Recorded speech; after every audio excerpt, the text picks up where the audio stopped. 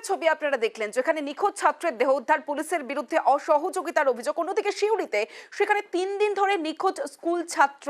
জানা গিয়েছে সিউড়ির বাসিন্দা প্রদীপ, এবং প্রদীপ 14 বছরের প্রদীপ নিখোঁজ। প্রদীপ মণ্ডল বৃহস্পতিবার থেকে নিখোঁজ। মায়ের কাছে বকা খেয়ে বাড়ি থেকে বেরিয়ে যায়। তারপর থেকে ওই কিশোরের আর কোনো খোঁজ মেলেনি বলে দাবি পরিবারের। শহরের বিভিন্ন জায়গায় সিসি ক্যামেরার ফুটেজ খতিয়ে দেখছে পুলিশ।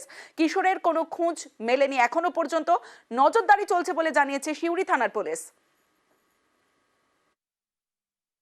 পড়াশোনার জন্য যেমন বলে বাবা মা, সেই রকম বলা হচ্ছে, সেই হিসাবে ও বাড়ি থেকে বেরিয়েছে। এবার তারপরে যেমন আমরা খোঁজাখুঁজি করছি সব জায়গায়, কিন্তু পাচ্ছি না। সব জায়গায় আত্মীয় স্বজন, বন্ধু বান্ধব আপনার যেখানে আছে, ওর স্কুলের টোটো কাকুর সঙ্গে যায়, তাদের সাথে, মাস্টারদের সাথে, সবার সাথেই যোগাযোগ করছি, কিন্তু এখনও কিন্তু কোনো খোঁজ পাইনি। আমরা মিসিং ডায়েরি করেছি, বড়বাবু লোক পাঠিয়েও লিখিত নিয়ে সব কিছু দিয়েছে।